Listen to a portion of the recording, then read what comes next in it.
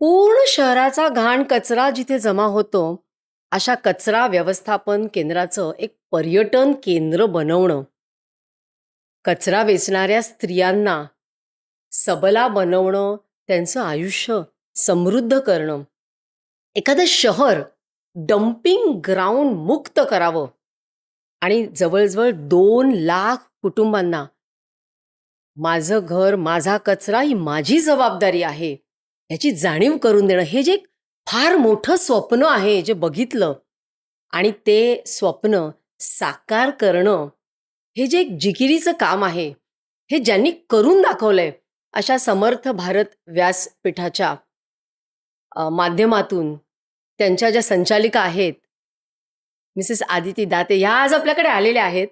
तर आदिती, तुझं खूप खूप स्वागत आहे. सर्व काही मध्ये तुझं स्वागत आहे आणि खूप आनंद. आज खूप दिवसांनी भेटलीस, खूप साऱ्या गप्पा आपल्याला मारायच्या आहेत. नक्कीच. तर आपण सुरुवात करूया की हे सगळं म्हणजे तू कसं काय केलंस, कशी काय सुरुवात कशी झाली?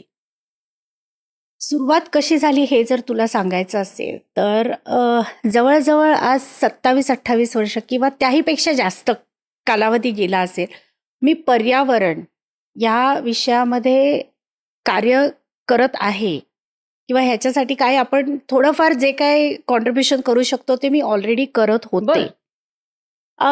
काही गोष्टी अशा ट्रिगरिंग पॉइंट आपण जे म्हणतो ते माझ्या आयुष्यात घडले आणि त्यामुळे मी जास्त चांगल्या प्रकारे माझ्या विचारांना आणि यांना चालना देऊ शकले किंवा जास्त चांगल्या प्रकारे फोकस करू शकले की मला आता हेच याही करायचंय. गोष्टींबद्दल नाही, म्हणजे पर्यावरणामध्ये ज्या वेगवेगळ्या गोष्टी आहेत की मला आता कचऱ्याकडे पण थोडं लक्ष दिलं पाहिजे असं मला आतून वाटायला लागलं. तुला जर आठवत असेल तर आपण लहान होतो तेव्हा 7 जूनच्या सुमारास अंधारून यायचं आणि जोरात पाऊस सुरू पहिला व्हायचा आणि पाऊस. पहिला पाऊस असायचा. आता जर तू बघशील तर 15 जून, 15 जुलै, ऑगस्ट जरी चालू झाला तरी आजकाल पाऊस पडत नाही. हे का होतं? कारण तुझं पर्यावरणाचं गणितच कुठेतरी चुकलेलं आहे. कुठे तरी काहीतरी पर्यावरणात अशा गोष्टी घडलेल्या आहेत की ज्यामुळे पावसाचं गणित सगळं बदलत गेले. आणि हे नुसतं पाऊस किंवा हे नसतं, ह्या ज्या गोष्टी असतात की तुझी एन्व्हायरमेंट जी असते ना ती सगळ्या बाजूने डिस्टर्ब होते. आपण आज कचरा जो असतो तो डम्पिंगवरती टाकतो, त्या कचऱ्यातनं बरीचशी केमिकल्स तुझ्या जमिनीत मुरतात, त्यामुळे तुझ्या जमिनीची क्वालिटी खराब होते. बरोबर आहे. ती केमिकल्स किंवा या ज्या गोष्टी तुझ्या कंटॅमिनेशन, जेव्हा सॉइल कंटॅमिनेशन होतं तेव्हा ते तुझ्या पाण्यात पण जातं. हो. त्यामुळे तुझं पाणी सुद्धा प्रदूषित व्हायला लागतं. So it's a wish circle. हे नुसतं असं नाहीये की तुझी हवा प्रदूषित होते, तुझी हवा प्रदूषित होते त्याच्याबरोबर तुझं पाणी प्रदूषित होतं, त्याच्याबरोबर तुझी सगळेच रिसोर्सेस रिसोर्सेस आपले प्रदूषित होतात.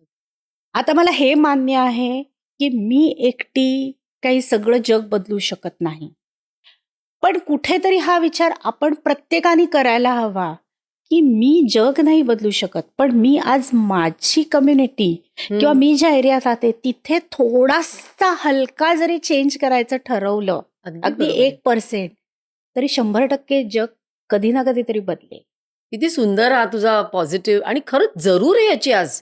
जरूर आहे, जरूर आहे. मी आणि माझं घर असं आपण जर म्हणत राहिलो आणि कचरा फेकत राहिलो तर आज जी आपली स्थिती झाली त्यामुळेच झाली आहे ना. त्यामुळेच झाली.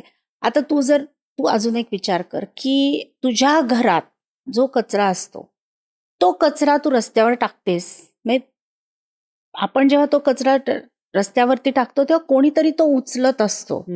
माझ्यासाठी जो कचरा आहे ती कोणासाठी तरी रोजीरोटी आहे. बरोबर. ह्याची आपल्याला जाणीव करून घ्यायला पाहिजे.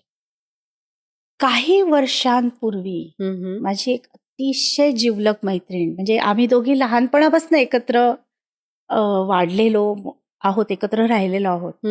ती लग्न करून ज्या घरात गेली त्यांचं घर डम्पिंग ग्राउंडच्या जवळ होतं आणि त्या डम्पिंग ग्राउंडवरती दररोज आगी लागायच्या, तिकडनं काही गॅसेस डम्पिंग ग्राउंड मधनं रिलीज व्हायचे. तेव्हा जाळायचे. ती कसं असतं ना, डम्पिंग ग्राउंडवरती जाळायला लागत नाही, तिथे ते मिथेन जे क्रिएट होत असतं त्याच्यात ते फायर लागतंच किंवा ते जे कचरा तिथे हे होतो, डिकम्पोज होतो, तेव्हा त्याच्यातनं काही गॅसेस रिलीज होतच असतात. धोकादायक आहे ना. त्या गॅसेसमुळे तिच्या लहान मुलाचे लंग्स डॅमेज झाले अरे बापरे. आणि इतके डॅमेज झाले की he is continuously on oxygen. हा ट्रिगरिंग पॉइंट कुठेतरी मला डोक्यात आला की हे आज एका मुलाचं झालं, अशी जर आपली पुढची प्रत्येक पिढी होत असेल तर आपण आपल्या पुढच्या पिढीला काय देतोय राहण्यासाठी, कुठल्या एन्व्हायरमेंटमध्ये आपण त्यांना आणतोय. सो ह्याच्यावर काहीतरी सोल्युशन निघालं पाहिजे. ह्याच्यावरती मी विचार करतच होते की 26 जुलै ते तर आपण कोणीच विसरू शकत नाही, मुंबईकर. आणि त्यावेळेला जो काही महापूर, म्हणजे कदाचित मला असं वाटतं महापूर हा शब्द पण छोटा असेल, जे काय मुंबईमध्ये घडलं खूपच भयंकर होतं. माझ्या ओळखीचे 2 लोक जे म्हणजे माहितीतले ते वाहून गेले, ते परतच नाही आले.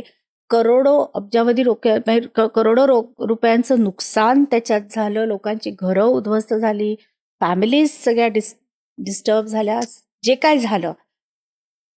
मग एक सर्वे आम्हाला करावा असं डोक्यात आलं की हे का घडलं. आणि ज्यावेळेला आम्ही हा सर्वे केला आणि तेव्हा जे फॅक्ट्स फाइंडिंग जे झालं ते असं होतं की हा जो शहरात कचरा फेकला जातो रस्त्यावरती, तो फेकलेला कचरा पावसाच्या पाण्याबरोबर वाहून जे नाले किंवा जी ड्रेनेज सिस्टीम असते त्याच्यात अडकतो आणि त्यामुळे ह्या सगळ्या गोष्टी घडलेल्या.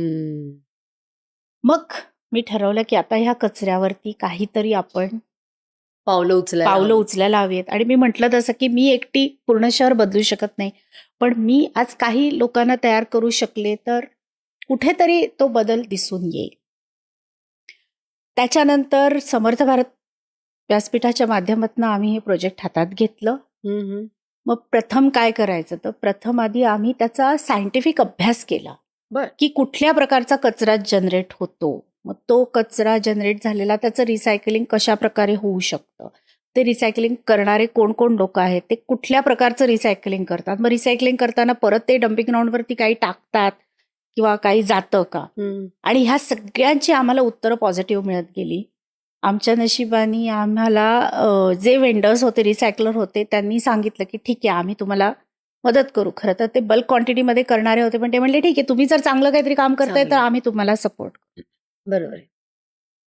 आता हे सगळं आमचं पेपरवर्क होतं. आता पेपरवर्क आम्हाला कुठेतरी प्रत्यक्षात आणायचं होतं. आणि आता आमच्या ह्या प्रोजेक्टला 8 वर्ष झाली. आता आमच्या ह्या प्रोजेक्टला मान्यता मिळाली. लोक आता आम्हाला म्हणजे काय म्हणायचं सपोर्ट करण्यासाठी पुढे यायला लागले. पण 5 वर्षापूर्वीची परिस्थिती फार वेगळी होती. त्यावेळेला लोक विश्वासच ठेवत नव्हते की असं होऊ शकतं. कल्पना एक होती, फक्त अशी कल्पनाच नव्हती. ही क्लिप शेवटपर्यंत बघितल्याबद्दल खूप खूप धन्यवाद. संपूर्ण एपिसोड बघण्यासाठी खाली दिलेल्या लिंकवर क्लिक करा आणि सर्व काही चॅनलला सबस्क्राईब करायला विसरू नका.